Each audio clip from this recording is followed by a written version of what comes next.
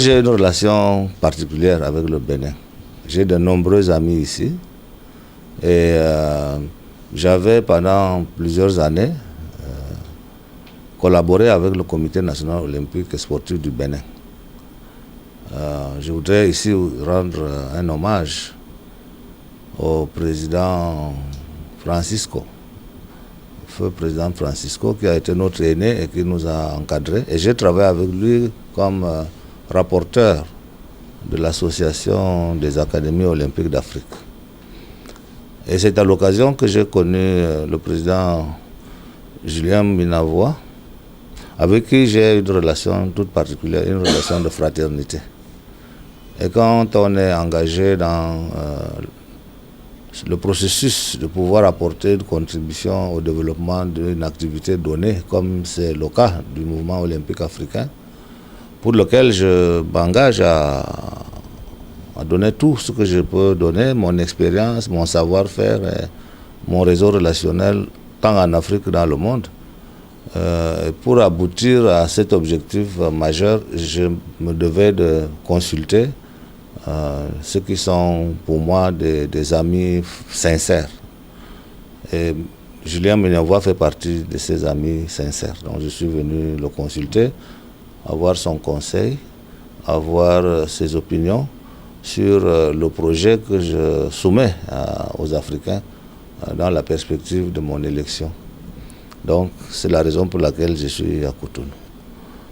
J'ai comme le sentiment que nous avons fonctionné un peu en navigation en vue. Il faut restructurer d'autres approches, bâtir une stratégie qui donne à l'Afrique la place qu'elle a dans le concert des nations sportives, des continents sportifs. Et parce que je pense qu'aujourd'hui, l'Afrique est le continent de l'avenir pour le sport mondial. Et puis l'Afrique a beaucoup de résultats au niveau des compétitions, les grandes compétitions comme les Jeux olympiques. Et il faut donc restructurer tout cela pour augmenter l'influence de l'Afrique, pour augmenter la visibilité de l'Afrique et faire disparaître les images négatives qu'on véhicule sur l'Afrique comme continent de pauvreté, de maladie, et donner ainsi à la jeunesse africaine la confiance. Sa raison de vivre sur un continent d'avenir, un continent riche. Et le sport peut contribuer beaucoup à cela. Et c'est ce que nous entendons conduire si les amis du mouvement olympique africain nous faisaient confiance. D'abord, je me suis engagé dans ma profession de foi à améliorer les relations que le mouvement associatif doit avoir avec le domaine politique en Afrique. D'abord avec l'Union africaine, parce qu'aujourd'hui il y a une rupture. Et ensuite avec le gouvernement, parce que nous pensons que les ministres des Sports et nous-mêmes, de temps en temps, nous devons nous concerter sur des stratégies communes. Et j'ai beaucoup privilégié le partenariat au niveau national, au niveau continental. En ce sens que l'objectif que tous ceux qui sont autour du sport poursuivent est le même. Faire en sorte que l'athlète rayonne. Et quand l'athlète rayonne, ça rejaillit sur la nation, ça rejaillit sur sa jeunesse. Et il n'y a donc pas de raison que nous puissions poursuivre des pistes parallèles. Nous devons nous mettre ensemble pour avoir une même piste vers l'objectif commun qui est la préparation de l'athlète au plus haut niveau. Mais aussi, il faut reconnaître que le sport est un espace d'éducation de la jeunesse. Et ce volet éducation de la jeunesse doit être fortifié.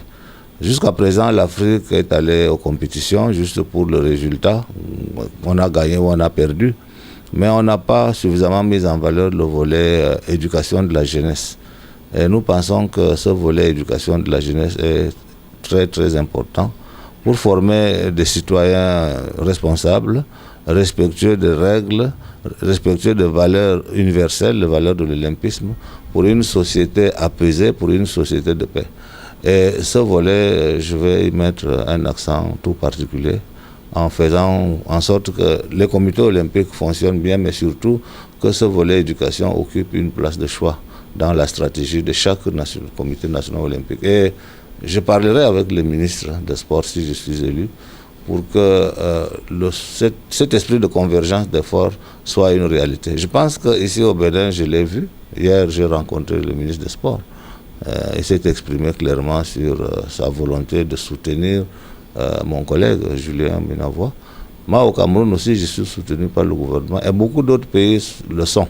Là où il y a un recul, nous essaierons de mettre notre volonté, n'est-ce pas, de convaincre les États à soutenir le mouvement olympique sans compromettre leur autonomie. Parce que, vous savez, l'autonomie, comment on peut définir clairement la frontière? Et quand les gens s'entendent bien, les gens vous respectent, ils vous laissent votre espace de travail, vous respectez leur espace de travail et ensemble, vous faites un travail qui profite à ceux qui peuvent être les bénéficiaires. Donc, je pense que le problème d'autonomie ne se pose pas. Il faut simplement qu'il y ait une synergie d'efforts pour capitaliser, pour mutualiser, je dirais, les moyens et ainsi mettre ces moyens à la disposition du sportif. Une autre situation qui me préoccupe, c'est la protection de nos athlètes de talent. Parce que tous vont à l'extérieur. Ils vont en France, enfin en Europe, ils vont en Asie, ils vont partout dans le monde. C'est bien. C'est bien qu'ils aillent chercher où il y a des moyens. Mais je pense que nous ne devons pas perdre de vue que nous aussi, nous avons besoin de ces talents. Parce que le talent sportif inspire toute la jeunesse africaine pour partager l'idée de performance, pour que chaque jeune là où il se trouve, qui s'approprie la valeur de performance. Et c'est ainsi que nous pouvons donc participer utilement au développement de notre continent. Dans ce contexte, ma plaidoirie serait qu'il y ait des textes, des règlements ou des lois qui puissent prendre en compte ces athlètes de haut niveau qui font rêver la jeunesse par leurs résultats et pour qu'ils se sentent fiers de vivre chez eux, d'abord dans leur pays et ensuite de vivre heureux sur le continent africain.